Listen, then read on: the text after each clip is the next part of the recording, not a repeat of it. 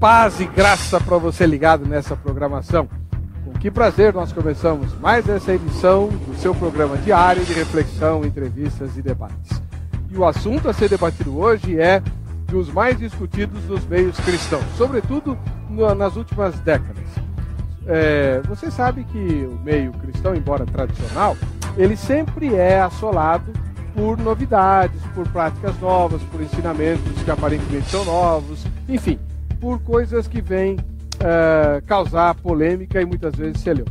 Uma dessas práticas é que há alguns anos, algumas décadas, surgiram ministérios especializados na libertação das pessoas.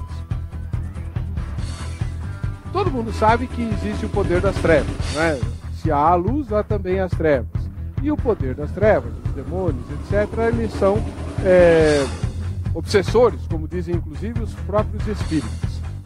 Isto é, eles assumem a vida da pessoa e a sugam como verdadeiros vampiros, né, espirituais. E aí o Ministério de Libertação visa justamente promover a libertação dessas pessoas, expulsando esses demônios em nome de Jesus e tal, para que elas vivam de forma absolutamente livre da influência das trevas. Tá, agora a questão que se coloca é a seguinte: quem já é de Jesus, quem já nasceu na família da fé, quem já se converteu, quem já anda de acordo com os ensinamentos da palavra, precisa se submeter à libertação? Muita gente diz que sim. Inclusive vários adeptos dos ministérios de libertação contam testemunhos e mais testemunhos de gente que, até familiares de pastores, quando não os próprios, que num determinado momento manifestaram presença maligna e tiveram que ser libertos. Mais comum do que isso é um outro tipo de ritual ou de processo, também praticado pelos mesmos irmãos, que visa a tal da cura interior. Se alguém que vem de fora, que vem de outro tipo de fé, que vem de uma influência pagã, até se admite alguma coisa nesse sentido. Mas o que se questiona é por que pessoas que já se encontraram Jesus, já nasceram na família da fé, já nasceram de novo, enfim, já caminham na palavra, precisam se submeter à cura interior. E é muito mais comum do que você imagina o número de pessoas que se submetem a esse tipo de experiência na tentativa de resolver problemas antigos que, pelo visto, a conversão não resolveu. Em outras palavras, o que nós queremos discutir é o seguinte: o Ministério de Libertação e de Cura Interior para quem já é convertido é válido? Você concorda com esse tipo de atitude? Sim ou não? Está no ar o Vejam Só.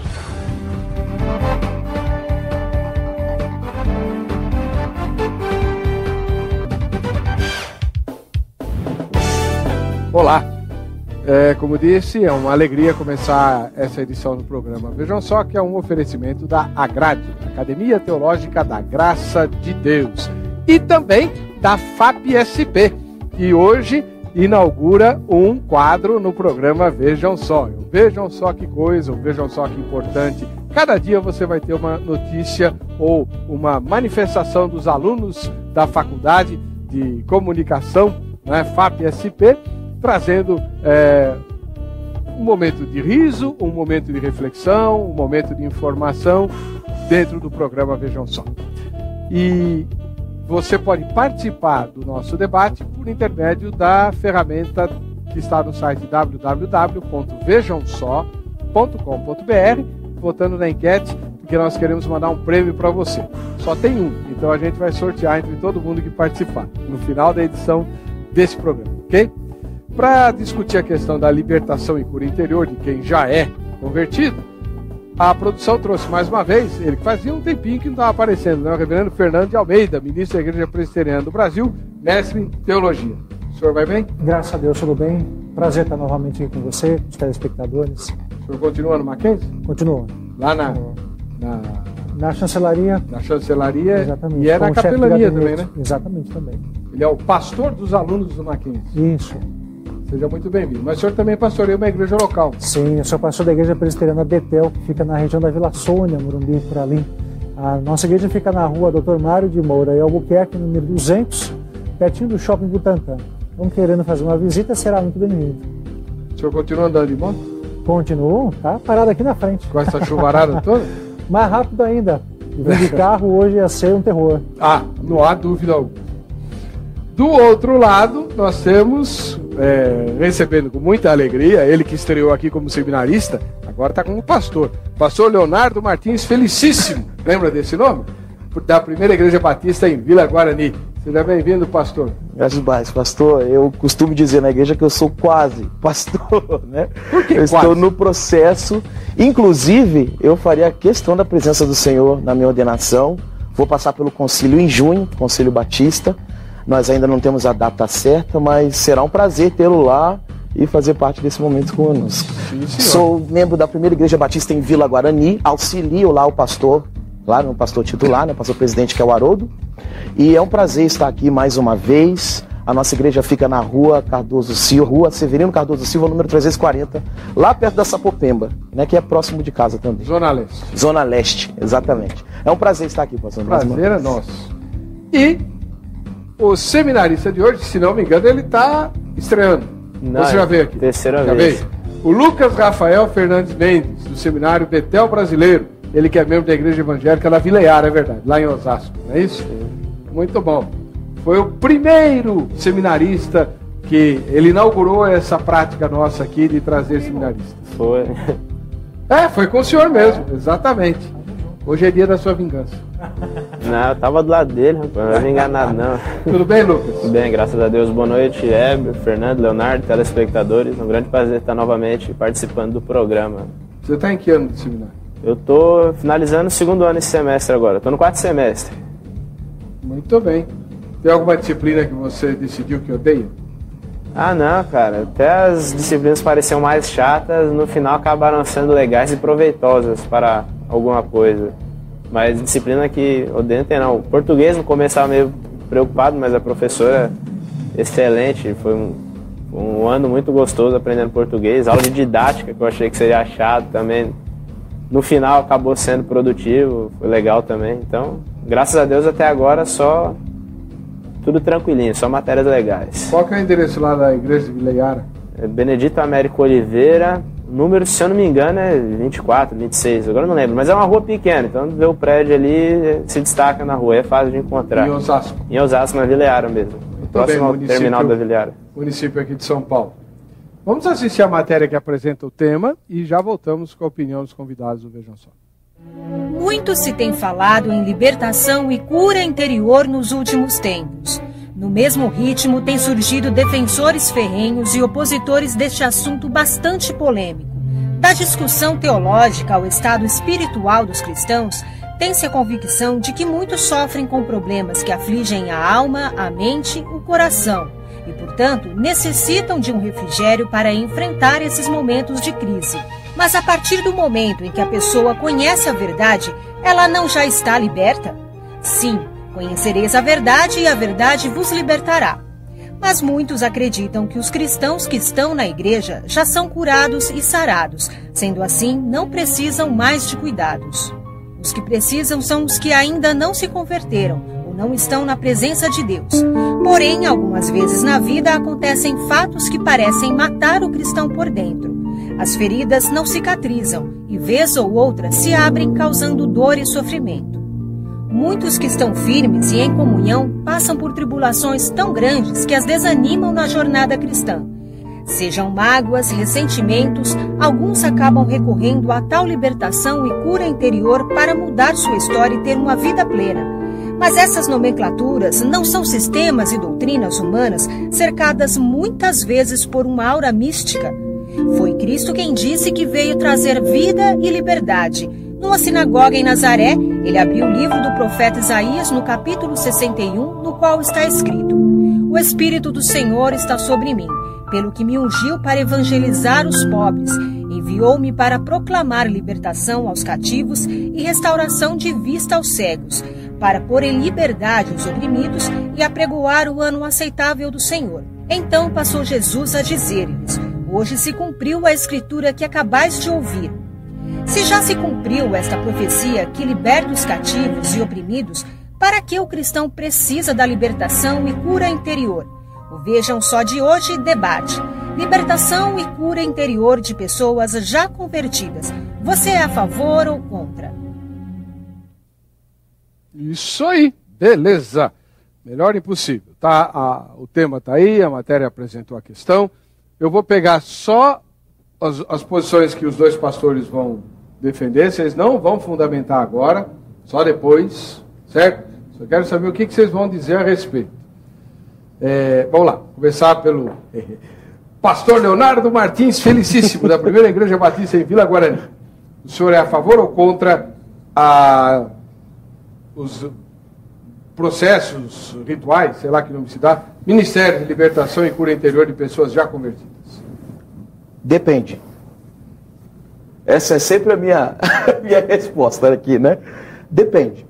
Se por Ministério de Cura e Libertação, de Cura Interior e Libertação, o senhor está falando de uma cura interior e uma libertação que eu entendo ser bíblica, então sim, eu sou a favor e entendo que algumas pessoas cristãs necessitam em fases da sua vida de uma experiência de libertação ou de cura interior. Se por ministério... É isso mesmo que nós estamos discutindo. Quem é crente precisa de libertação? Sim, então, mas depende do método, né? Não vamos discutir isso, se você concorda com esse ou aquele método. É com o fato. Precisa. Certo? Então você entende que há crentes que precisam de cura interior, que precisam de libertação, expulsar o demônio deles. Exatamente. Então tá bom. Reverendo Fernando de Almeida, ministro da Igreja Presbiteriana do Brasil, mestre em teologia, um dos líderes da Universidade Presbiteriana Mackenzie e um dos esteios do saber reformado no Brasil. O senhor acha que um cristão nascido de novo precisa de libertação e cura interior? Olha, o problema é que libertação e cura interior, isso daí faz parte de uma estratégia de um movimento de batalha espiritual. Isso. Então não é simples você chegar e falar, o crente precisa de libertação. Isso aí é uma outra questão. Ora, o que eu não creio? Eu não creio que o crente não passe por dificuldades na sua vida, não creio que o crente tenha dificuldades, épocas da sua vida em que ele fique deprimido. Creio sim, ele passa por dificuldades, passa por depressão, passa por doenças, passa por todo tipo de aflições, como Jesus disse, né? As águas dão com ímpeto contra a casa que está fundada também sobre a rocha, mas ela não cai. Mas o crente passa por problemas e ele precisa muitas vezes ser... O problema é a palavra libertação, né? De ser liberto. Mas isso não tem nada a ver, o que eu creio, com aquilo que apregou o movimento de libertação e cura interior. Nada a ver. Porque o que eles pegam, querem fazer, às vezes, até um processo de hipnose, regressão mental, ir no passado da pessoa, ver quem ver o trauma que ela passou quando era criança. É isso mesmo que nós estamos falando. Não, isso eu não creio. Isso é uma grande bobagem. Isso aí é a tentativa da igreja atual criar o cristão emo. Eu sou contra cristão emo. O que é cristão emo? E você emo? vai fugir disso daí, se Deus permitir hoje. Cristão emo, essa eu nunca tinha ouvido na minha vida, mas tá bom. Então você já viu que nós vamos ter um debate quente aqui, certo?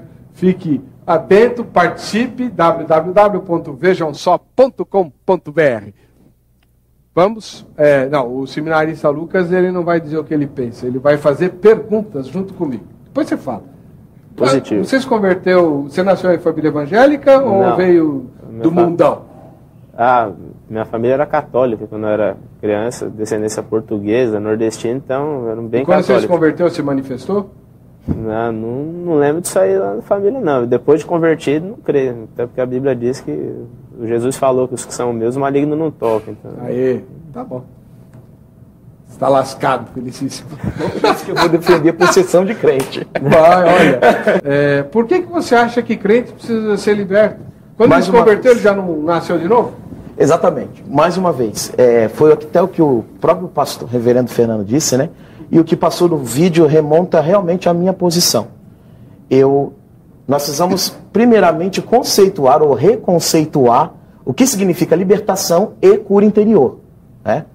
Eu não entendo que libertação seja um processo ou para pessoas já convertidas, decorrente do fato de que o crente pode ser possesso. Não creio em possessão de quem já é convertido. Inclusive, o próprio termo possessão em si tem problemas. Porque quando a gente olha esse termo no próprio Novo Testamento, nós vamos ver, inclusive lá no Novo Testamento grego, que a palavra utilizada é daizomai. Essa palavra é ficar endemoniado, né? E algumas vezes a gente toma essa palavra como algo de que uma pessoa está completamente fora de si, fora do seu controle comum ou normal, né? Eu prefiro pensar em um processo de ficar endemoniado como um processo de influência demoníaca. E aí a própria palavra endemoniado se torna pesada para pensarmos assim. Então o crente que se converteu e que nasceu de novo, passou por um processo de regeneração. Ele foi vivificado, ele foi liberto do seu pecado. A sua natureza agora é livre para fazer a vontade de Deus. Todavia, ele ainda pode passar por situações na sua vida que podem vir de decorrência de influências demoníacas. Ele pode passar por situações de opressão. Um exemplo são as pessoas que vêm de uma religião, por exemplo, como o baixo espiritismo. Eu não diria que essas pessoas já convertidas precisariam de um processo de, olha, não, vamos ter que expulsar o demônio ou fazer um processo de libertação para você quebrar toda a maldição que você recebeu de ter vivido nessa religião. Não. Mas essas pessoas podem, de tal forma, por haver se desligado disso, de pactos que muitas vezes são pura magia negra, podem de tal forma sofrer opressões ou influências demoníacas que elas precisam de um acompanhamento de oração, de discipulado e, por que não, e aí mais uma vez eu até me remeto ao pastor Fernando, porque ele usou o termo, e por que não libertação, apesar do termo ser forte, mas libertação dessas opressões. Uma outra coisa que é interessante, quando nós lemos lá em Efésios que a nossa luta não é contra a carne, o sangue, contra os principados, né?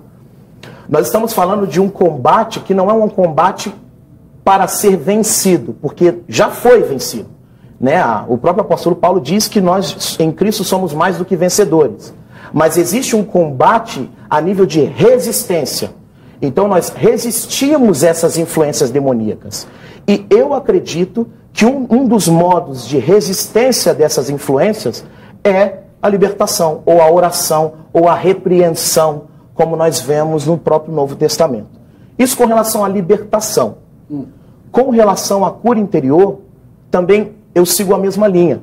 Assim, o fato de nós termos nos convertido, de termos passado por um processo de regeneração, não vai nos eximir de problemas de saúde.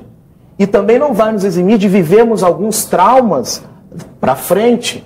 Ou até mesmo coisas que vivemos no nosso passado, que de certa forma nós carregamos até hoje. Há um livro de um autor chamado Paul Tournier, chamado Culpa e Graça. Esse livro é um clássico, né? Esse livro fala exatamente sobre a questão dos sentimentos de culpa. E às vezes o próprio cristão, mesmo tendo passado por uma obra de regeneração, que foi eficiente, que o livrou de seu pecado, que o livrou da escravidão do pecado, ele precisa de uma cura com relação ao sentimento de culpa que carrega. Aí eu entendo que a cura interior é o processo onde o pastor, ou o conselheiro, ou não sei, né? Onde ele acompanha essa pessoa e direciona essa pessoa através do quê? De oração. Através do quê? Não de trazer a vida dela à tona e tudo que ela viveu no passado, mas de certa forma fazer com que essa pessoa confesse e esqueça isso. De fazer com que a cruz, de fato, possa curar o coração dessa pessoa. Nisso eu acredito. Então por isso que eu disse que começava por reconceituar. Porque eu não concordo com os tipos de movimentos que se tem por aí, que surgem daquela confissão positiva. Negue a maldição do abuso sexual, maldição daquilo outro, maldição daquilo outro. Ou processo de libertação em que o crente se fecha dentro de uma sala com seu pastor durante 1 ou 7 semanas, para passar por um processo de retirar ou quebrar qualquer resquício do seu passado. Não acredito nisso, mas eu acredito numa cura progressiva. Nós estamos num processo de transformação, até que todos alcancemos a plenitude de Cristo, né? A perfeita varonilidade, diz Paulo. E alcançar isso é ser curado no meio do caminho. É passar por traumas no meio do caminho e ser tratado nisso também. O Alexandre Andrade Vogel, de Teófilo Otoni, cidade lá das Minas Gerais. Graça e paz, pastor. Eu sou a favor, pois mesmo convertidas as pessoas trazem em sua vida mágoas, rancores e tudo mais que não desaparecem simplesmente no momento. Por exemplo, uma mãe que tem sua filha morta A Bíblia diz para perdoar. Mas o Espírito Santo vai trabalhar na vida da mãe para que a mágoa desapareça. E, enfim, ela libere o perdão. Não é tão instantâneo assim. Tem coisas que demandam tempo. Agora, eu não sou a favor de pastores que utilizam de regressão à base de hipnose a fim de buscar soluções para as doenças da alma, quando o Espírito Santo pode resolver isso. Pastor, manda um ósculo santo para a Igreja Metodista Ortodoxa em Teófilo Otoni. Tá mandado, então. Nem sabia que tinha metodista ortodoxa. Eu conheço tantas metodistas, porque tem metodista que não é? Conheci? Não, eu li também o comentário e fiquei surpreso. Então tá. Então mais um ramo da imensa família wesleyana, né, que tem braço, tudo quanto é lugar. Um ósculo santo para a Igreja Metodista Ortodoxa em Teófilo Otoni.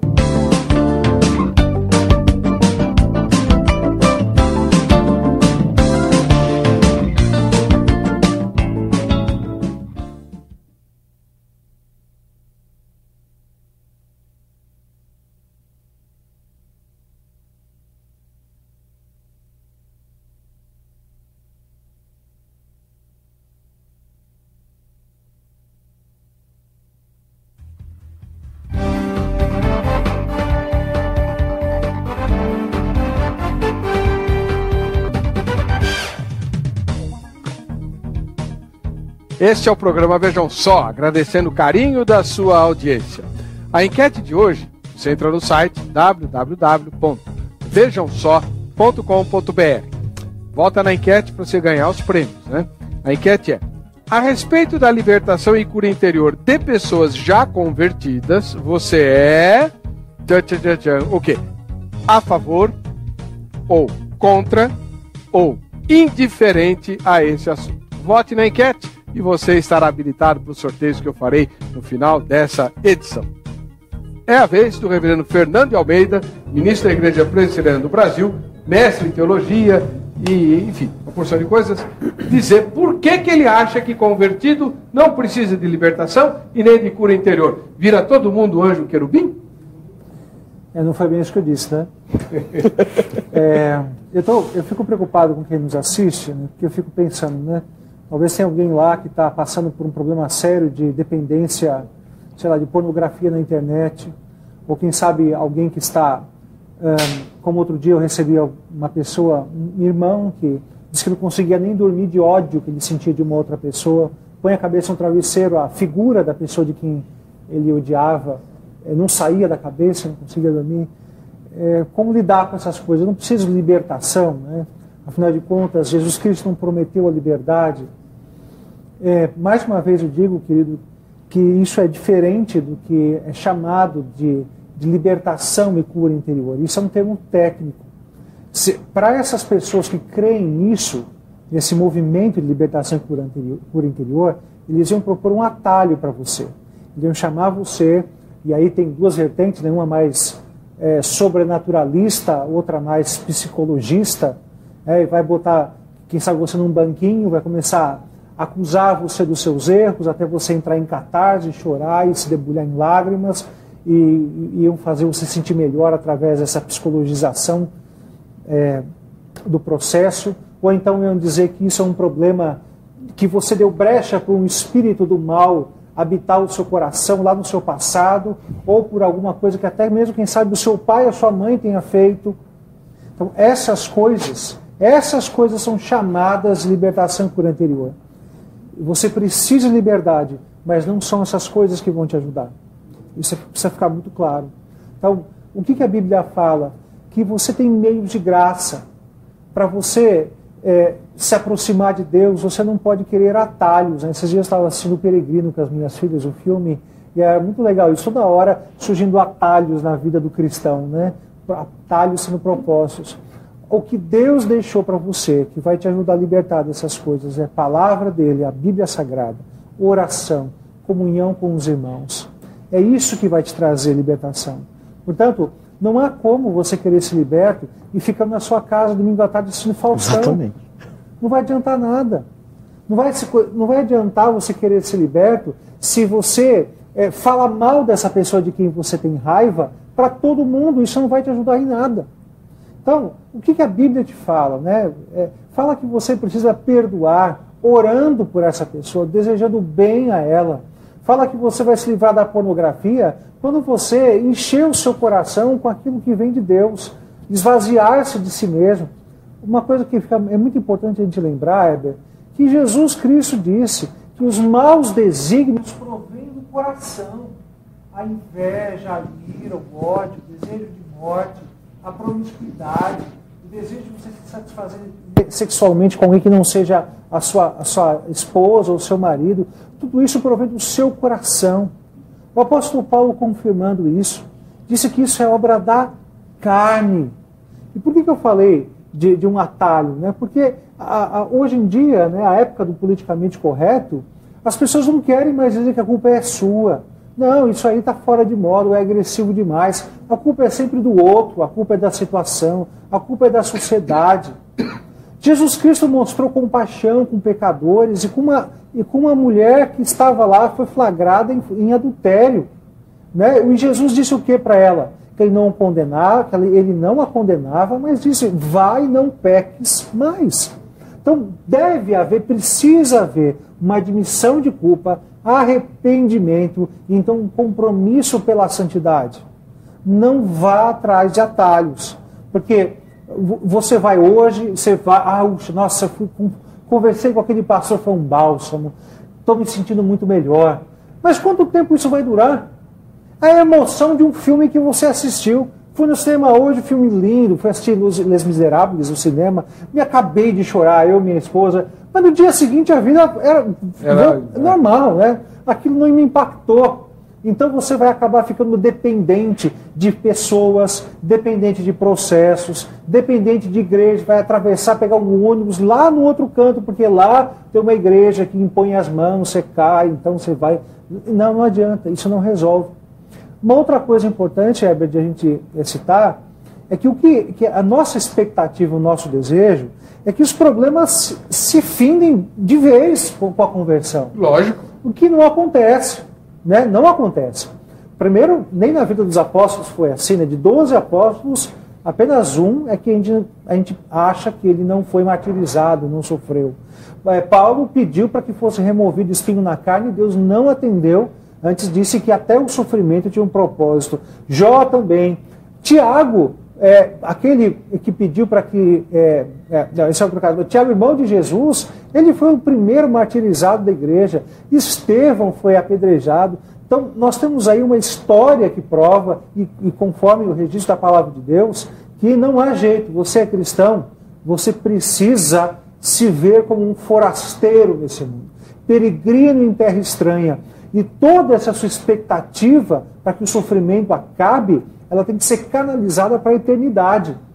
Por enquanto, você tem que saber que os vales da sombra da morte vão existir, mas o bom pastor vai estar lá, segurando a sua mão, enquanto você passa por esse vale.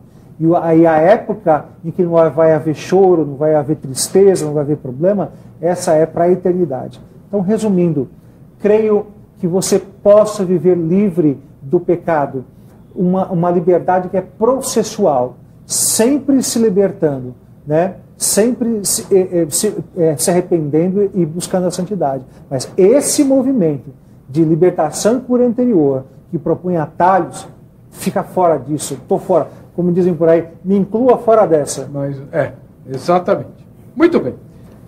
Você ouviu os dois pastores falando, né? Então agora vamos para o primeiro questionamento.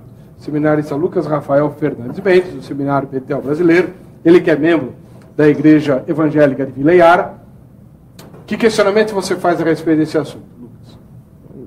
Assim, cura interior, cura é a palavra que denota de alguma doença. O que para vocês dois caracterizaria uma doença interior, uma doença da alma, da mente? Começa com o Felicíssimo. Boa pergunta. É uma boa pergunta, né? Doença interior, doença da alma, para mim caracteriza o que eu falei lá no início do próprio clássico do Tournier, né? Que é aquela questão do sentimento de culpa, ou tudo aquilo que vem de uma falsa culpa, né? Ou é uma acusação que não me é feita por causa da cruz ou por causa do evangelho. É uma acusação que não me é verdadeira na minha situação de que vai trazer uma transformação para a minha vida e me levar a viver conforme a revelação de Deus. Então a falsa culpa é aquela que me acusa, olha, você aquela pessoa fez determinada situação com você, aquela pessoa cometeu abuso, aquela pessoa usou do teu corpo, mas sabe por quê? Mas você merecia isso, você precisava passar por isso, porque você sempre foi ruim.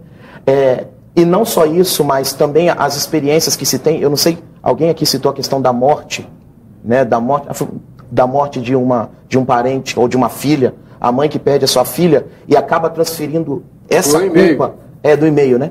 Essa situação para outras características na sua vida, e aquilo transforma-se numa doença para sua alma, porque ela vai carregar isso para o resto da vida. E às vezes, né, é o que eu falei, eu acredito que existem processos e as experiências são diferentes na vida de cada cristão. A gente não pode padronizar nada. Então, há pessoas que quando são convertidas, quando passam por uma experiência de conversão, toda a experiência que ela teve, todo o trauma que ela viveu, e é isso que eu chamo de doença da alma, o trauma, a depressão, ou tudo aquilo que gerou essa doença, ela esquece de vez, acabou. É uma nova história, uma nova etapa. Mas há pessoas que não. Há pessoas que têm dificuldade de esquecer isso, que têm dificuldade de abandonar essas experiências tristes que ela viveu, e isso fica machucando o seu coração e ela carrega isso. Aí ela precisa de cura interior? Ela foi salva? Foi salva. Mas eu acredito que ela precisa de cura. E cura interior, o que nós pensamos sobre cura interior? Foi o que eu falei no início. Mas então é melhor a gente usar outro nome.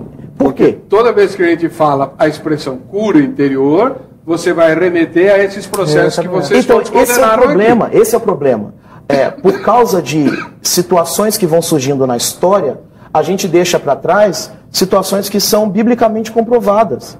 Então, não é o fato de existir um movimento que diz, ou que chama de uma igreja nas casas, em células, que eu vou banalizar a célula. Não, eu sei, né? mas então, assim, é uma questão de comunicação. Mas é a mesma coisa. Por exemplo, a cura interior, para mim, eu não consigo enxergar e nem quero. E a minha preocupação também é levar e trazer isso para cá, que nós não podemos levar isso como uma palavra técnica. Mas é assim que é visto, meu querido. Então, você mesmo usou a expressão confissão positiva. Isso não é uma expressão técnica? Essa é uma palavra técnica. Então, essa é uma palavra técnica. Por que você Só pode... que ela não possui respaldo no Novo Testamento. Nem a cura interior. Cura interior, estou falando de cura da alma. Vinde a mim todos que estão cansados e sobrecarregados, e eu vos aliviarei e vos darei descanso para as vossas almas. Onde é que isso acontece? Isso acontece na caminhada. Pode acontecer na conversão. Pode, mas não é regra. Reverendo, um nascido de novo pode carregar ódios, pode carregar rancores. Rancores, o que eu falo, não é raivinha, né? Marcas como essas que você descreveu, de abuso na infância. Então, de que valeu a conversão? Só o fato de que ele vai morar no céu? O resto continua tudo igual? A alma continua doente da mesma maneira? A fé não vai ajudar em nada? Então, é que a salvação, a conversão, ela não é um fim, é um início, né? Exatamente. É um início. Às vezes eu chamo a conversão do esqueleto do prédio sendo construído, né? E depois você vai dando um acabamento conforme as coisas vão acontecendo. O processo de santificação vai acontecendo. Então, eu admito que na conversão, nem todas as coisas sejam resolvidas no seu coração. E que conforme você vai... Por exemplo, eu conheci uma vez um rapaz, recém-casado, ele era jogador compulsivo. Então, não foi exatamente no momento em que ele se converteu que ele largou. Né? Ele foi largando. Eu mesmo, né? Quando me converti, eu fumava. Né? E aí, eu tive muita dificuldade para parar de fumar. Seu pai sabia disso? Sabia, a gente rachava um cigarro. A gente rachava o mesmo maço. O ruim é que ele se converteu também, parou de fumar antes de mim, não tinha mais de quem rachar o cigarro. Bom, mas isso foi bom, né? Não foi ruim. E graças a Deus é presbítero e também há muito tempo liberto do cigarro. Mas foi um processo, né? Um processo que eu quero... Senhor, você diz para Deus, Senhor, eu quero te agradar. Faz em mim a tua obra. E ele vai lavando, lapidando, né? Aperfeiçoando. Agora, em relação à pergunta do seminarista, é Lucas, né, Lucas? Isso. Que doença que ele fala? Aí me lembrei do Salmo 32. Enquanto escondi os meus pecados, o meu corpo definhava de tanto gemer, pois de dia e de noite a tua mão pesava sobre mim, minha força foi se esgotando como em tempo de seca. Aí me lembrei muito desse salmo, porque ele fala, né, que o seu corpo sofria quando os pecados estavam encobertos. Então, é nesse sentido que eu acho importante liberdade e libertação, né? Porque não há nenhum pecado que você venha cometer como cristão que tenha mais poder, que seja mais forte do que aquilo que Cristo fez na cruz por você. E por incrível que pareça, é difícil às vezes a gente entender isso, mas quando Cristo morreu na cruz, ele não morreu só pelos seus pecados até a sua conversão, ele morreu por todos os seus pecados, de toda a sua vida. Ah, então eu vou desatar pecado. Então, aí você vai fazer exatamente o que Paulo disse que você não faria, né? Que diremos, pois, então, abundaremos no pecado para que superabunde a graça? O cristão jamais vai fazer isso. A prova da conversão é a sua busca pela santidade. Ele não vai abusar. Quem abusa da graça, na verdade, é um desgraçado. É um desgraçado, exatamente. Muito boa colocação.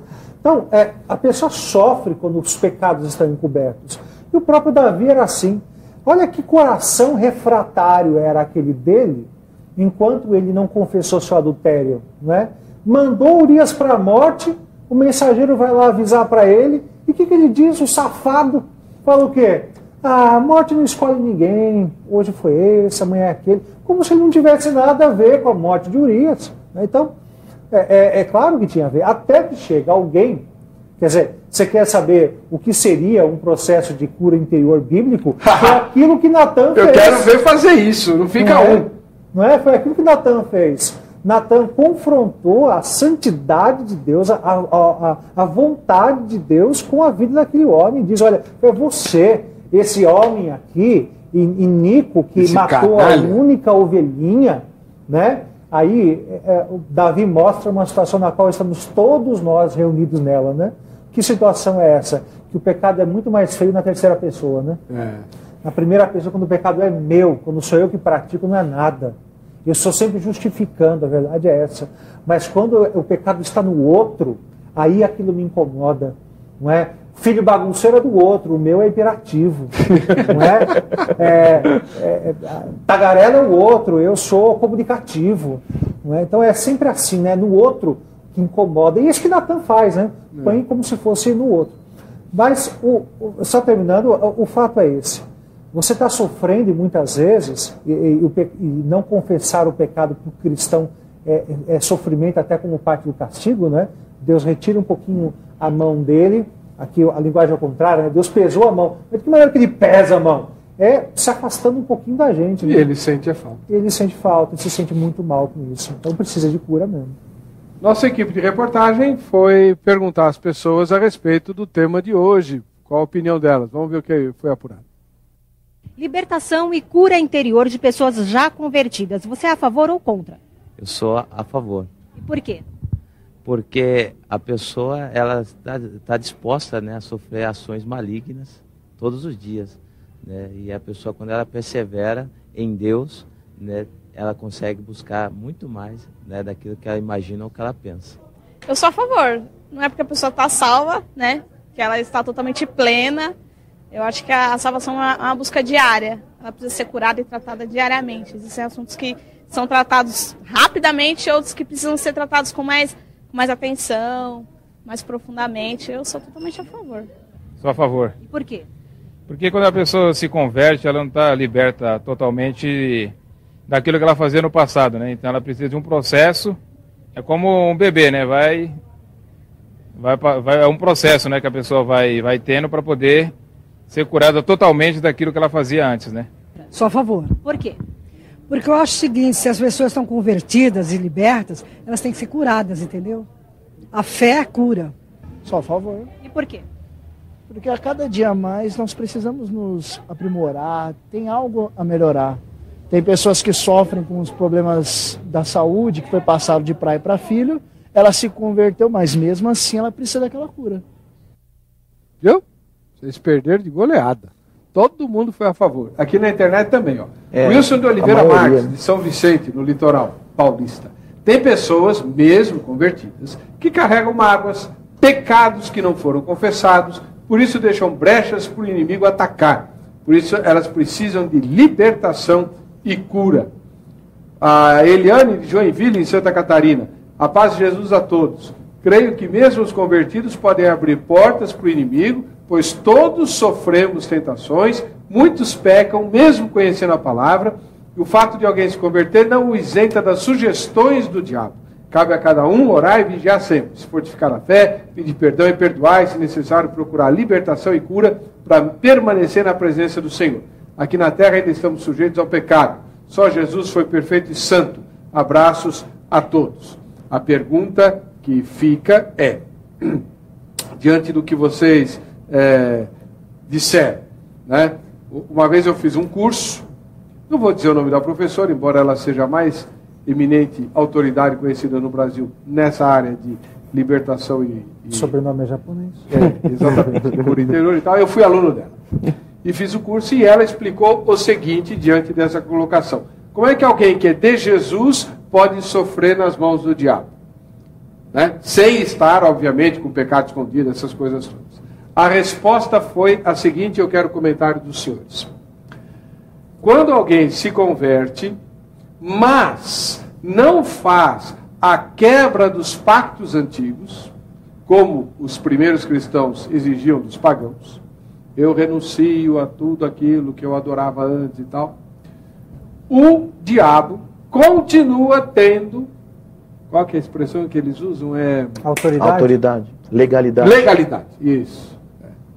Você tem um pezinho lá, né? Você sabe do vocabulário. O diabo continua tendo legalidade. E como Deus é justo, o diabo chega diante de Deus, foi as palavras dela. Ela disse assim, o diabo chega diante de Deus e diz, o contrato não foi quebrado, eu tenho direito naquela vida lá. E Deus, sendo justo, é obrigado a permitir que o diabo atazane a vida do crente, né? Atrasando a vida do crente. Fique lá atrasando a vida do crente até que chegue um ministro desses de quebra de maldição, de cura interior, de libertação, e diga, meu amigo, o teu problema é esse aqui, você não quebrou esse troço, tem que quebrar para poder o diabo não ter mais espaço na sua vida. Vamos lá, felicíssimo. O que você acha disso? Como eu já disse, né? Eu discordo disso. Obviamente, uma vez que nós estamos em Cristo, nós temos uma história nova, né? Nenhuma condenação há para aqueles que estão em Cristo Jesus. Logo, eu não preciso fazer quebra de pacto algum, eu não preciso fazer quebra de maldição alguma. Isso para mim não é uma realidade, eu não concordo com isso. Mais uma vez, eu começo até falando o que eu disse no início. O que eu acredito que o grande problema aí de pensar em fazer a quebra é que a gente entende que existe a questão da maldição. O problema desse tipo de argumentação é que uma vez que você pronunciou, uma vez que você fez um pacto, então agora você precisa também pronunciar e quebrar esse pacto. Nós não precisamos disso. Essa é uma grande realidade. Por quê? Tudo aquilo, né, havendo riscado o escrito de dívida que era contra nós, cravou-os na cruz. Tudo aquilo que fora feito e todo tipo de pacto que fora feito foi cancelado, foi quebrado, foi cravado na cruz. Nós estamos libertos. Mais uma vez, o que eu entendo, e até a explicação que o pastor deu foi que os antigos cristãos faziam isso, eu acho que é o contrário. O que nós temos na história da igreja é que quando alguém que era de outra religião ou que acreditava, os pagãos, vinham para a igreja, o que nós temos não é a renúncia do que aconteceu, mas é a crença na verdade. Através do quê? Era o pronunciamento do credo. Não, mas eles renunciavam sim. Então, o credo era a renúncia do que eu acreditava. Quando eu dizia que eu cria em Deus Pai Todo-Poderoso, aquele credo antigo... Até por causa dos gnósticos. Me corrija aí, o senhor que é autoridade. Eu estava tentando lembrar... Eu não me lembro dessa situação. Agora, se eu não me engano, a questão da renúncia foi muito forte depois das primeiras perseguições. Exatamente. Por quê? Porque cristãos resolveram... enfim, né? Eles não levaram a sério o cristianismo, chegaram a negar o cristianismo. E aí surgiu um celeuma na igreja. E agora? A gente aceita esse pessoal que na hora da perseguição amarelou? Ou a gente não aceita esse pessoal? Então foi aí que surgiram essas confissões. Né?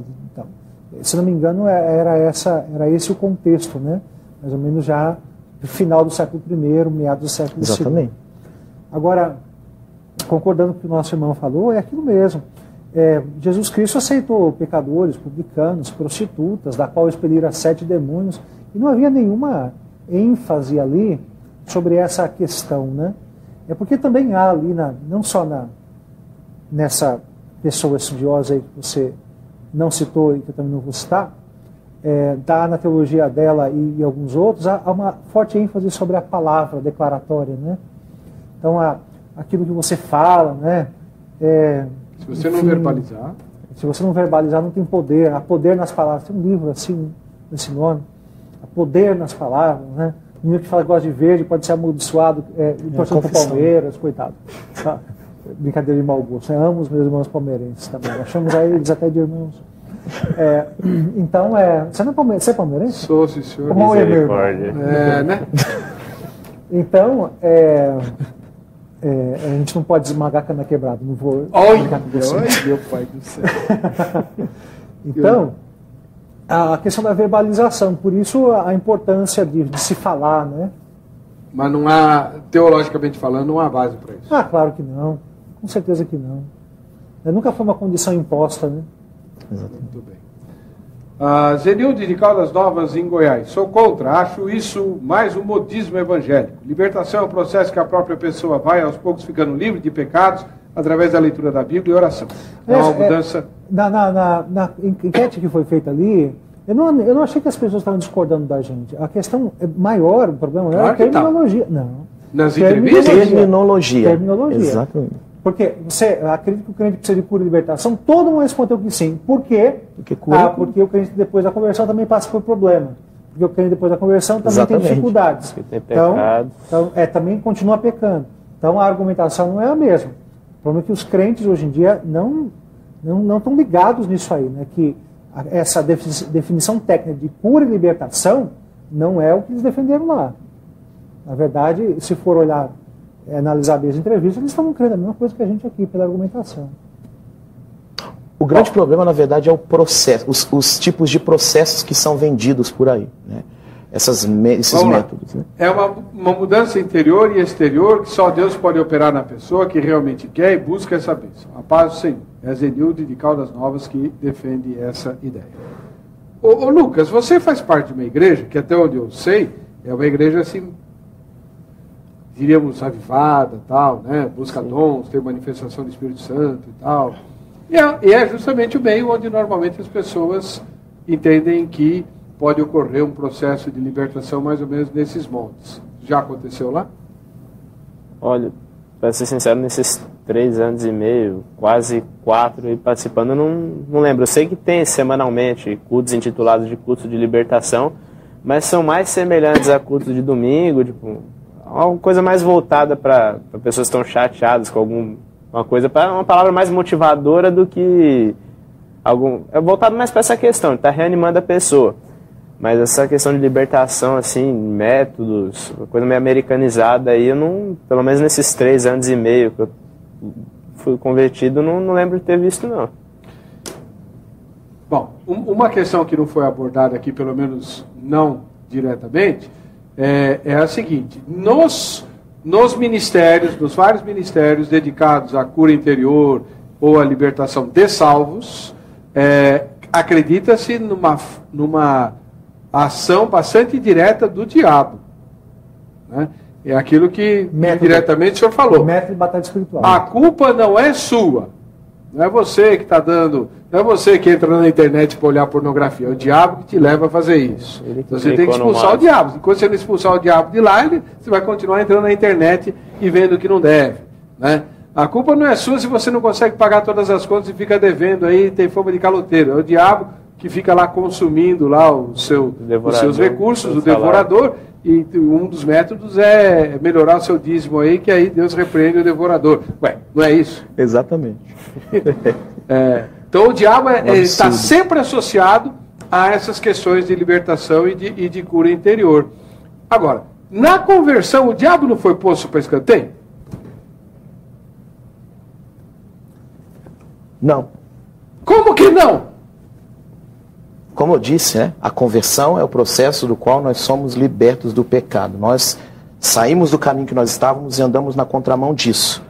Todavia, e há respaldo bíblico para isso em todo o Novo Testamento, né, Paulo chama os seus opositores que estavam dentro da igreja, né, que eles estavam cercados com laços do diabo, né, e é Tiago também, que vai falar...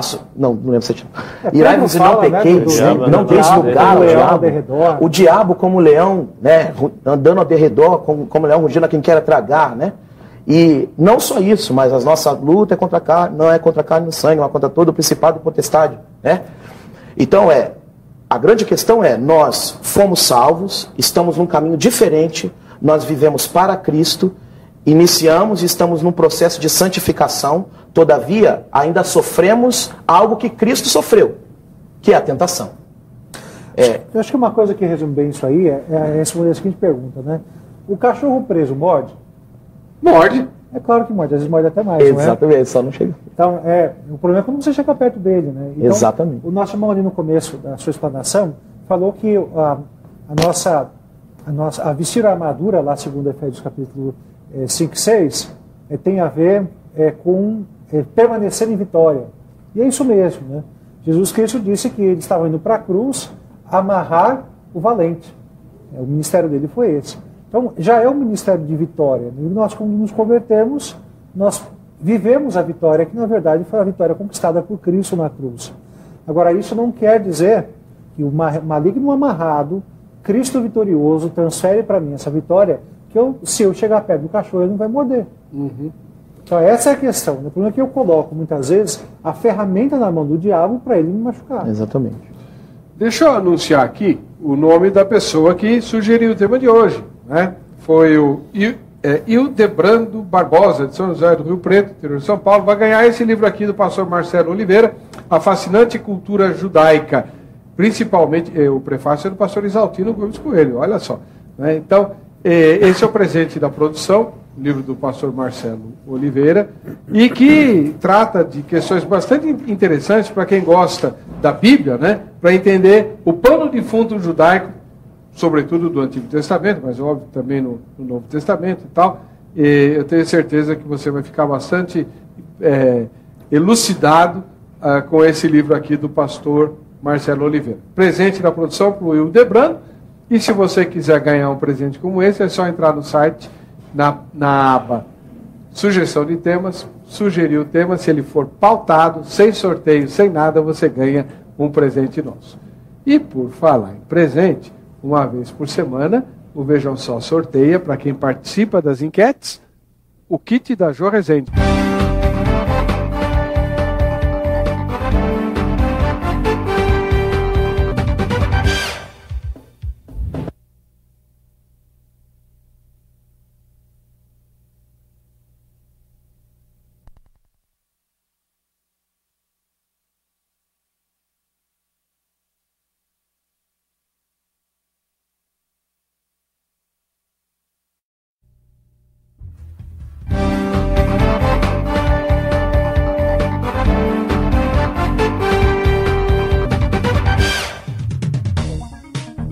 Estamos de volta com o programa Vejam Só, que é um oferecimento da Academia Teológica da Graça de Deus e da FAP-SP.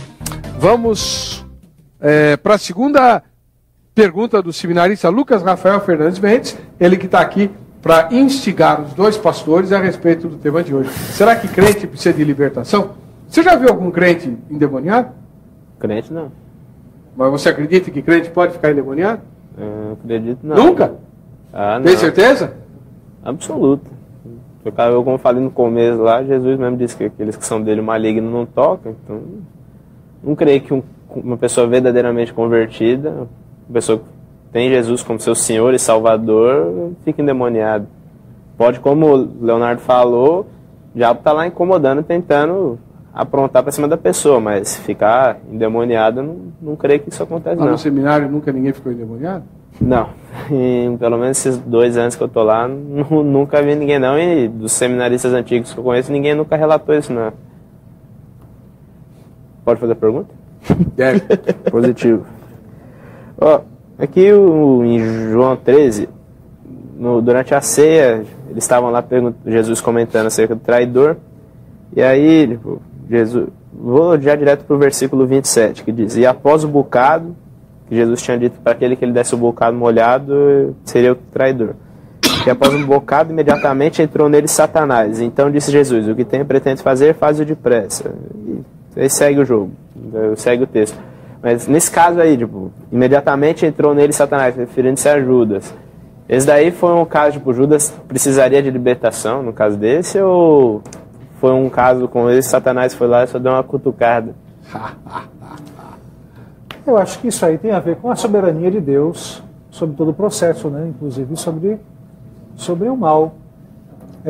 Na oração sacerdotal, no capítulo 17 de João, ele vai dizer que nenhum deles se perdeu em relação aos seus discípulos, exceto aquele, o filho da perdição.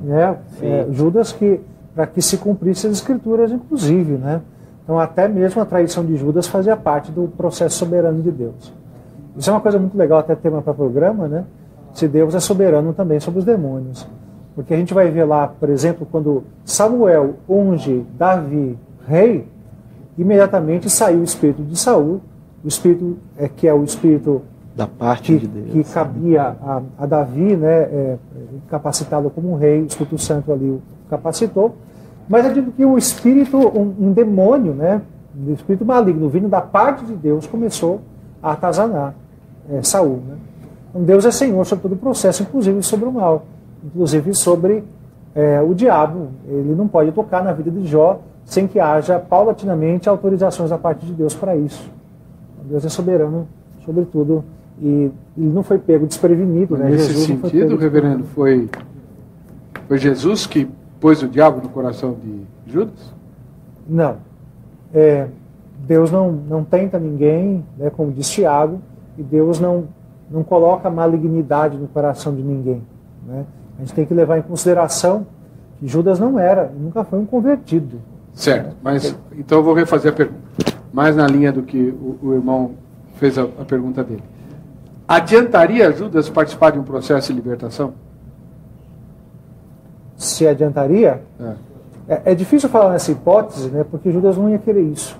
Não, eu sei, mas diante da sua fala de que ele foi destinado para a perdição, não ia adiantar fazer nada, né? Não, obviamente que não ia adiantar, porque primeiro ele não ia procurar isso. Então, são duas coisas plenamente afirmadas na Bíblia. Não é porque eu creio na soberania de Deus que eu vou esvaziar a responsabilidade do ser humano. E não é porque eu creio que o ser humano é plenamente capaz, plenamente responsável por todas as suas escolhas, que eu vou esvaziar a soberania de Deus sobre todo o processo, inclusive aquele processo que envolve o pecado. As duas coisas, e para mim talvez esse é um dos maiores mistérios da palavra, são plenamente afirmadas nas Escrituras. Deus é totalmente soberano e o ser humano é completamente responsável. Agora, como as duas coisas vão se harmonizar o tempo todo, aí já pergunta para Deus quando chegar no céu. Pastor Felicíssimo, o senhor é calvinista ou arminiano? Calvinista. Então não adianta fazer a pergunta para o senhor. Mas eu queria responder a do Lucas. Então, responde e eu lhe acrescentarei. A pergunta do Lucas, realmente, ele é bom. Esse Ele já foi no texto problemático, né? Eu entenderia, apesar de, né, crer que Deus é soberano, inclusive com relação à vida do próprio Judas, né? Ou inclusive com relação aos fatos na história, eu preferia pensar mais a partir do texto. Vou explicar. Pensando com os olhos de João, com o autor do Evangelho de João, o próprio João, que está ali diante da situação, está vendo, está escrevendo a respeito disso, ele decide dizer que no momento em que Cristo dá o bocado molhado para Judas, ele percebeu que foi a partir daquele ponto que surgiu a influência demoníaca ou a mudança na atitude de Judas. É lógico que nós lemos que entrou nele Satanás, mas é a visão do autor, né, de que exatamente naquele momento foi que Judas se tornou o Judas que nós conhecemos na Bíblia Sagrada. Como se o diabo tivesse no bocado molhado. Como se o diabo tivesse no bocado molhado, talvez. Não diria isso. Porque essa é a visão de nós que estamos entrando na história. Na visão, eu penso, a maneira como eu estou colaborando aqui é a visão a partir de João. Então João olha aquela atitude de Cristo e a partir daquele momento, é diferente de dizer de que estava no bocado.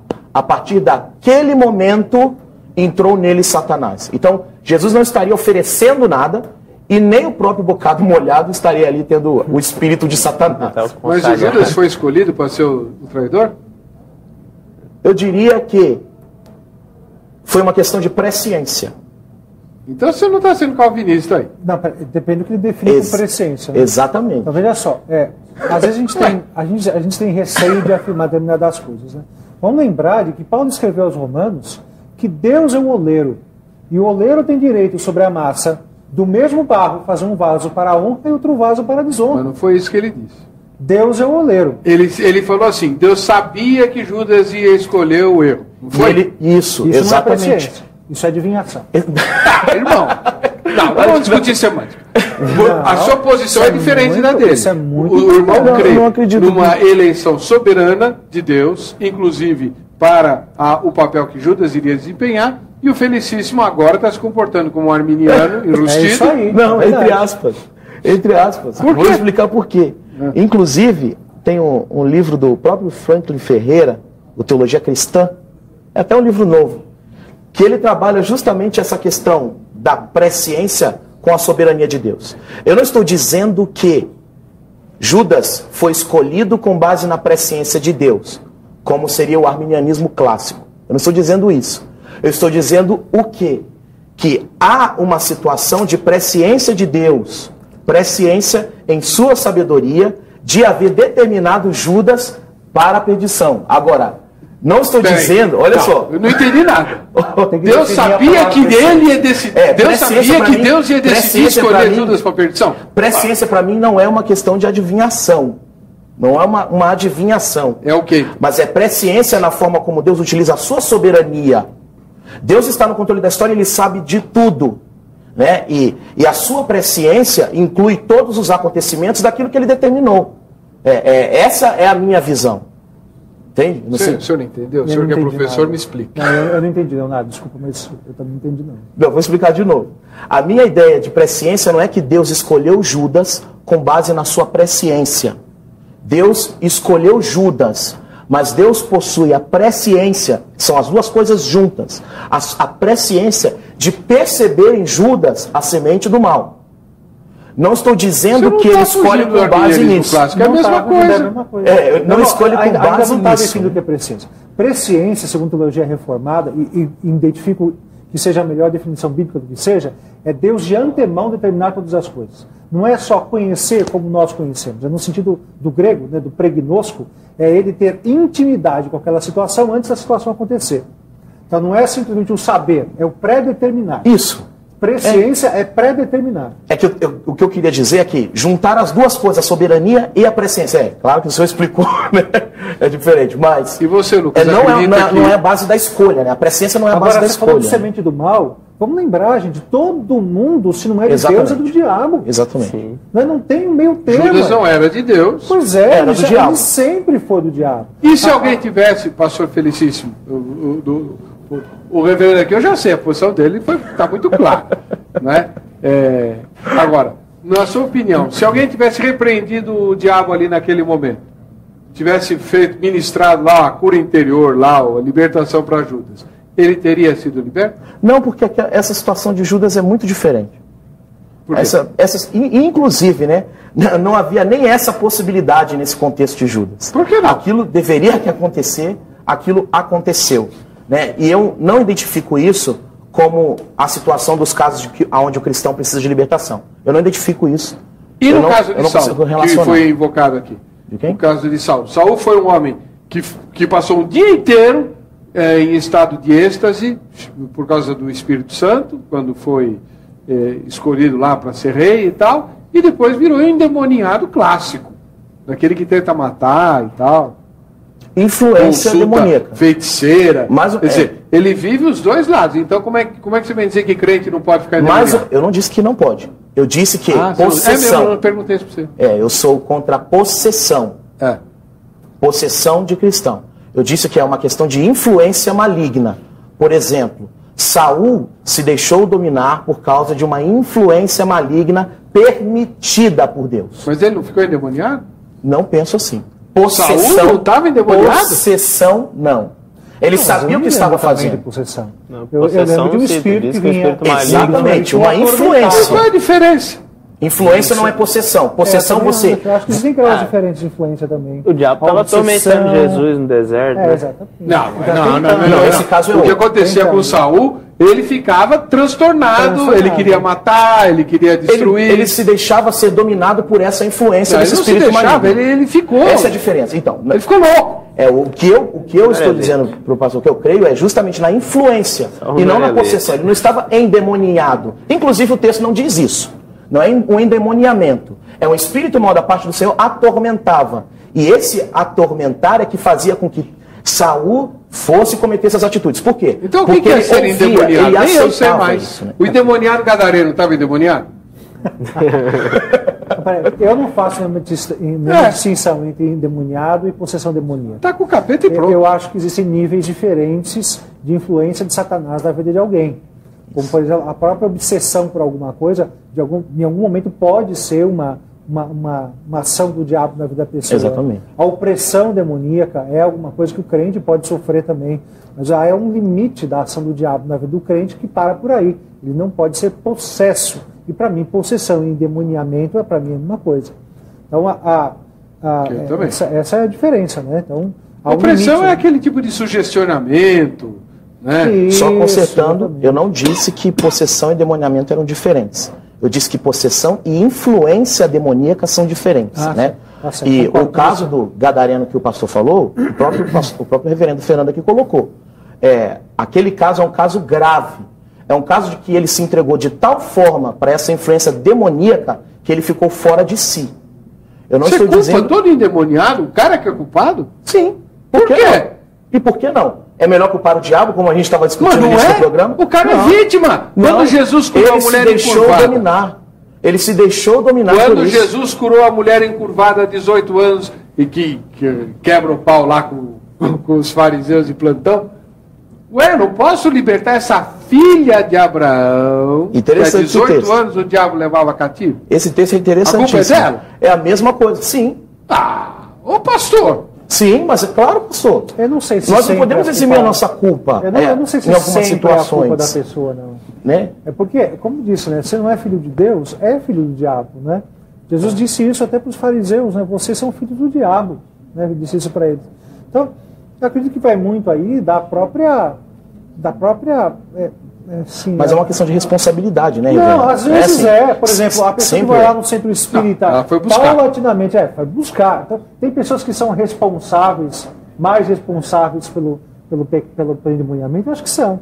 Agora tem gente que, é do diabo. É vítima. É vítima, mas ela foi buscar. Nem sempre. Existe uma questão da responsabilidade. Não dá pra gente excluir. Houve o fato dela ir buscar isso para a vida dela. Houve esse fato. Em algumas Você conhece os endemoniados lá na tua igreja, não conhece? Ou lá também não tem? Lá na igreja, eu já presenciei frequentadores da igreja ficando assim. Todos eles tinham ido buscar o diabo? Não. Você não conhece a vida? Eu não acompanho a pessoa. Essa questão, já pastor. Presenciei um caso assim. Não é o diabo não pode pegar. Jesus falou, ele o cara encontra uma casa vazia, ele vai lá e por quê? Quem esvaziou a casa? Mas a casa já é vazia por natureza. Então, se a pessoa não tem Deus, a casa já é vazia por natureza. Mas exatamente aí que vem a responsabilidade. Vazia, aí eu cito até Romanos, né? Romanos capítulo 1, que Paulo fala sobre o desprezo do conhecimento de Deus. Né? A gente pensa aí. Acho que esse texto está indo contra o que você está falando. Não, eu acho que não. A natureza, todas as coisas revelam a existência de Deus. Eu acho que não. Através disso conhecemos claramente os atributos de Deus e tendo essas manifestações todas não honraram a Deus e começaram então a degradar os seus corpos entre si. Mas percebe, foi algo, algo natural. Entende? Não houve uma responsabilidade de eu não perceber isso, de eu não querer ver isso. Mas é natural no ser humano buscar a desobediência. O ser humano, no seu pecado, ele ama pecar, ele gosta de pecar e corre atrás do pecado. Nesse sentido, não há nenhuma diferença do endemoniado para o ímpio que não é endemoniado. Exatamente. Eles fazem a mesma base ali. Ele ama a desobediência e corre para tudo aquilo que vai fazer. E isso torna responsável. Essa é a linha. Mas então todos são igualmente responsáveis. Sim. Eu não estou dizendo o contrário. Em nenhum momento eu disse o contrário. O que eu estou dizendo é que existe a responsabilidade. Não é algo que, do diabo. Agora todos são igualmente responsáveis, mas nem todo ímpio é endemoniado. Você percebeu? Não. Então, por que nem todo ímpio é endemoniado, embora todos os ímpios sejam do diabo? Claro. Mas ele está sujeito a ficar endemoniado. está sujeito a ficar endemoniado, mas alguns podem apressar o processo, né? Dar uma mãozinha para o processo. Sim, né? mas o ponto que nós estamos discutindo é essa questão. Existe uma responsabilidade em todos. Mas, pastor, e quando alguém fica endemoniado, essa é a questão. É a às vezes responsabilidade encontra uma mocinha, Essa é a discussão, né? recém-chegada à adolescência, franzina, que 6, 7 pessoas não conseguem segurar porque fica endemoniada. Você vai dizer que aquela mocinha lá mergulhou de cabeça no mundo das trevas e falou, Sim. vem capeta, me enche aqui. Sim. Claro que não. Não, pastor. Houve uma questão de responsabilidade. Ela é responsável por aquilo que aconteceu, sim. O que você pensa disso, Lucas? Eu fico indiferente. Eu faço igual Jesus na hora que perguntou. O batismo de João vem dos céus ou dos homens? Você não sabe responder, eu também não sei, não vou responder. É um caso complicado. Você tá falando, a casa está vazia, então está sujeita a qualquer ação ali. A responsabilidade, é claro, a pessoa não é vítima no sentido de que ela não é inocente diante de Deus. Ela não é inocente diante de Deus, ela é culpada. Ela não é uma pobre coitada. Ela não é uma pobre coitada. Até deixando claro isso, ela é culpada, ela vai para o inferno se não tiver Jesus Cristo como Senhor e Salvador da sua vida. Mas a partir daí, Cristo tem compaixão com essas pessoas. E, por exemplo, é interessante que você vai ver mais piedade de Cristo para com o endemoniado do que com o fariseu. Exatamente, exatamente. Sim. Entendeu? Quer dizer, ele olha para o endemoniado como aquele que necessita de libertação.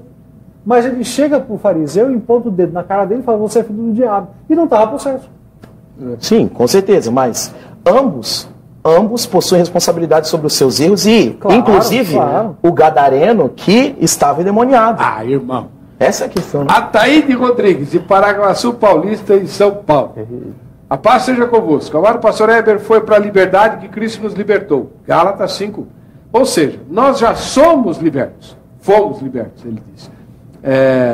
Em João 8,36, Jesus nos diz que se, pois, o Filho vos libertar, verdadeiramente sereis livres. Então, a libertação já ocorreu. E em Mateus 11, 28 a 30, Jesus nos diz, vinde a mim todos os que estáis cansados e sobrecarregados, e eu vos aliviarei. Tomai sobre vós meu jugo e aprendei de mim, porque sou manso e humilde de coração, e achareis descanso para a vossa alma, porque o meu jugo é suave e o meu fardo é leve. Diante desses versículos, conseguimos entender que quem está em Cristo Jesus é nova criatura. As coisas velhas já passaram, mas o homem, por falta de conhecimento, no caso, alguns líderes insistem em fazer campanhas de libertação e cura interior para quem já nasceu de novo. Marcos Alexandre, ele mora no Maranhão. Sou a favor, porque muitas pessoas vieram para a fé porque creram, mas ainda precisam de ajuda. Pedro, por exemplo, era discípulo. Mesmo assim, Jesus lhe disse, quando te converteres, ajuda teus irmãos. Tem gente nas igrejas de hoje que também precisam de ajuda, assim como Pedro. Mas Pedro não tinha se convertido ainda, certo? Jesus falou, quando te converteres, confirma os seus irmãos. Tá bom. Ele não tinha se convertido. Daniel, bispo dos Santos. Ele mora na cidade de Salgado, no estado de Sergipe. Sou contra essa prática estranha aos ensinos bíblicos e à fé reformada. As Escrituras nos ensinam que somos templo do Espírito Santo. 1 Coríntios 3, 16 e 17. Fomos selados com o Espírito Santo da promessa. Efésios 1, 13, 4, 30. E que o maligno não nos toca. 1 João 5, 18. Há muitos que distorcem as Escrituras do Antigo e do Novo Testamento. Portanto, rejeitemos essa prática contrária às Escrituras. Que Deus nos abençoe e nos fortaleça para que preguemos o genuíno Evangelho do Senhor Jesus. Oliveira, que mora em Uberaba, em Minas Gerais. Mas, meus irmãos em Cristo, esta é a última metade do verso. A primeira metade diz, sujeitai-vos, pois, a Deus. E o maligno fugirá de nós. A segunda metade é o maligno foge de nós. Né? Na verdade, Tiago 4, 1 a 17, já dá uma ideia como o cristão pode ser atacado pelo inimigo. Aquele, pois, que sabe fazer o bem e não o faz, comete pecado. Tiago 4, 17. Cada área da nossa vida devemos estar em submissão a Deus. Se não estamos totalmente submetidos a Ele, então nós vamos dar terreno ao inimigo para influenciar e nos derrotar. Nesses últimos dias perigosos, temos de perceber que o verdadeiro inimigo é. Quem é o verdadeiro inimigo? O apóstolo Paulo disse, porque não temos de lutar contra a carne e o sangue, mas sim contra os principados e contra as potestades. Bom, aí então entramos num terreninho problemático. Queria a opinião rápida de vocês, nós estamos chegando ao fim do programa. Santo ninguém é. Mas muitos irmãos dizem, se você pecar, você está dando brecha para o diabo. Como é que funciona isso, reverendo? Esse caso de que ele citou aí de Efésios é muito legal, né? Por que ele disse que a nossa luta não é contra a carne e contra a sangue, mas é contra principados e potestades? Porque o contexto todo que ele estava falando ali era de relacionamentos e problemas de relacionamento, né? Entre maridos e mulheres, definindo os papéis, pais e filhos, servos e senhores. Aí ele falava, mas olha, a nossa luta não é contra a carne, mas é contra principados e potestades. Dando a entender o seguinte, se você levar uma martelada no dedo, não adianta nada você brigar com o martelo.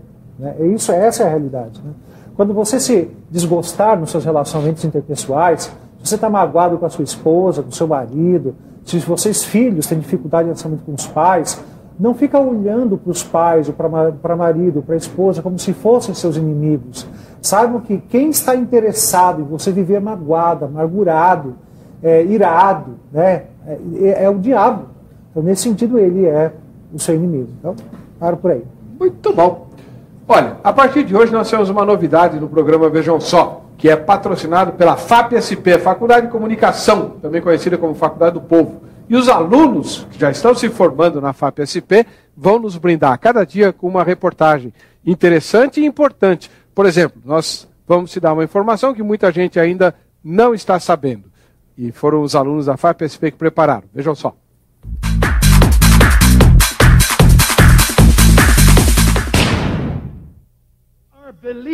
Nós somos crentes. And whatever he did, E aquilo que ele fez, he says we can do. ele diz que nós podemos fazer. Thomas Lee Osborne nasceu em 23 de dezembro de 1923 na fazenda da família em Pocusset, Oklahoma, nos Estados Unidos. Mais conhecido como T.L. Osborne, foi um evangelista mundial, missionário, autor, editor e administrador. Osborne faleceu em casa, rodeado por 4 gerações de sua família, em 14 de fevereiro de 2013. O Dr. T.L. Osborne foi diversas vezes usado por Deus em cruzadas evangelísticas, de curas e libertações em massa. Foi autor de dezenas de títulos como Ganhando Almas, Impacto, Conquistando Almas lá fora onde os pecadores estão, e o best-seller Curai Enfermos e Expulsai Demônios, sua obra mais conhecida. Lançado em 1951, Curai Enfermos e Expulsai Demônios já vendeu mais de 1 milhão de cópias. A obra inspirou o missionário R.R. Soares, fundador da Igreja Internacional da Graça de Deus, a abandonar a faculdade de medicina e se dedicar à obra evangelística. Osborne e sua esposa Daisy foram missionários na Índia aos 20 anos de idade. Anunciaram o Evangelho em mais de 100 nações, atingindo milhões de pessoas com sua mensagem de fé. No ano de 1949, Dr. Osborne criou a Fundação Osborne, batizada posteriormente de OSFO Internacional. Também tem estabelecido novas igrejas que têm se tornado autossuficientes. Ele e Daisy tiveram 4 filhos, 6 netos, 22 bisnetos e 3 tataranetos. Ladona Osborne, a única filha do casal ainda viva, diz que ele faleceu aos 89 anos, pouco depois de pedir ao Senhor Jesus: leve-me para casa. Ela escreveu o seguinte relato em nome da família. Meu pai muito amado, o Dr. T.L. Osborne, o homem conhecido em todo o mundo, entrou em seu descanso eterno na quinta-feira, 14 de fevereiro de 2013. Ele não estava com dores e não tinha nenhuma doença. Meu pai foi envolvido em amor. T.L. Osborne deixou a sua missão completa em sua jornada terrena. Ele ouviu as palavras de seu mestre: muito bem, servo bom e fiel, entra no gozo do teu Senhor. Mateus capítulo 25, versículo 21.